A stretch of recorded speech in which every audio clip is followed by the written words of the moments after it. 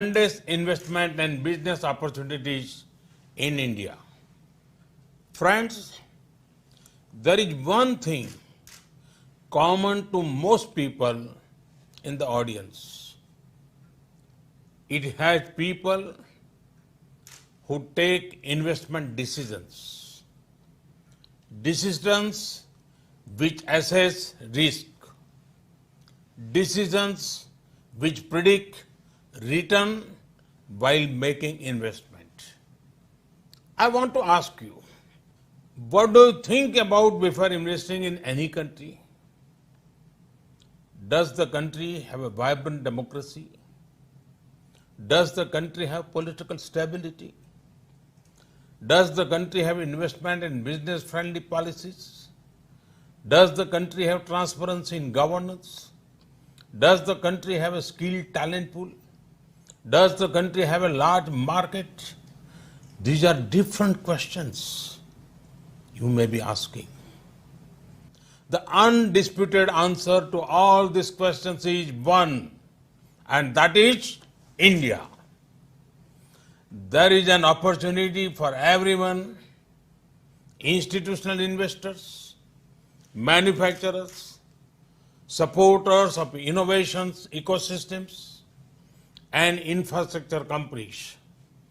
There is an opportunity to invest, to set up units and to run businesses. There is an opportunity to partner with our private sector and with the governments. There is an opportunity to earn as well as learn. Not only that, as well as to lead. There is an opportunity to grow. Friends, in the post-COVID world, you will often hear of various kinds of problems. Problems of manufacturing, problems of supply chains, problems of PPP, etc. Problems are natural. However, India had not let those problems be. We showed resilience and emerged as a land of solutions. We provided free food grain to 800 million people and free cooking gas to around 80 million families. And for a long time, despite disrupted logistics, we are able to deliver money directly into bank accounts of more than 400 million farmers, women, poor and needy people within a matter of days. This shows the strength of governance structure and systems that we have built over the last few years. Friends, India is playing the role of the pharmacy to the world. We have provided medicine to around 150 countries so far during this pandemic. During March, June of this year, our agriculture export rose by 23%. This happened while the entire country was stringent lockdown. Today, our manufacturing is running on full stream. Before the pandemic, India hardly manufactured PPE kits. Today, not only does India manufacture millions of PPE kits, every month it also exports them. We are also committed to ramping up production. We want to help the entire world when it comes to vaccine production for COVID-19. Friends, the India story is strong today and stronger tomorrow. Let me explain how. Today, the FDI regime has been very well liberalized. We have created a friendly tax regime for sovereign wealth and pension funds. We have undertaken significant reforms for developing a robust bond market. We have come up with incentive schemes for champion sectors. Schemes in sectors like in pharma, medical devices, and electronic manufacturing have already been in operation. We want to ensure high level attention and effective hand-holding for investors. For these, a dedicated, empowered group of secretaries has been made. We are proactively monetizing assets across sectors: airports, railways, highways, power transmission lines, so many. Real estate investment trusts and infrastructure investment trusts have been fully enabled for monetization of both public and private assets. Friends, today, India is undergoing a rapid change in mindset as well as markets. Today, India has embarked on a journey of deregulation and decriminalization of various offences under the Companies Act. India has risen from 81 to 48 in the Global Innovation Index rankings in the last 5 years. India has risen 142 to 63 in the World Bank's Ease of Doing Business ranking in the last 5 years. The result of these improvements are there for everyone to see. India received around 70 billion US from institutional investors in a year and a half between January 2019 and July 2020. This is almost equal to that received in 4 years between 2013 and 2017.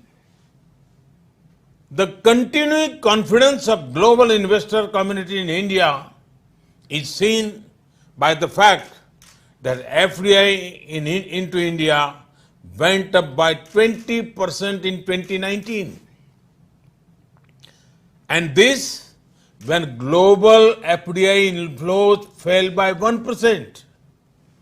India has already received over 20 billion US during the first 6 months of this year from across the globe.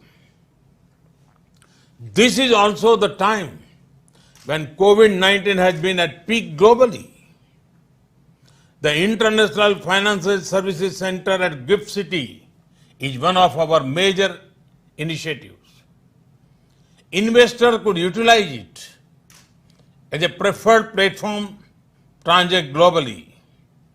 We have recently set up a full empowered unified regulator for it.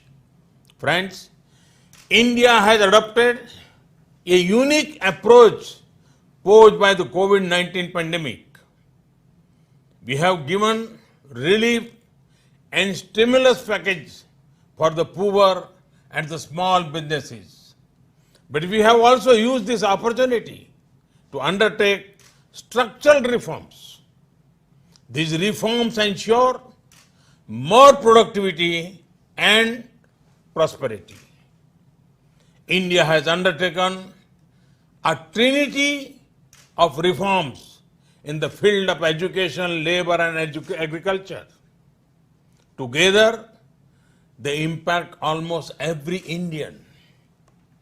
India has ensured reforms of old laws in the field of labor and agriculture. They ensure greater participation of the private sector while also strengthening the government's safety nets. These reforms will lead to a win-win situation for entrepreneurs as well as for our hard-working people. The reforms in the field of education will further harness the talent of our youth.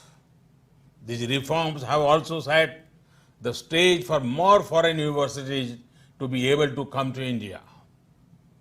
The reforms in the labor laws greatly reduce the number of labor courts.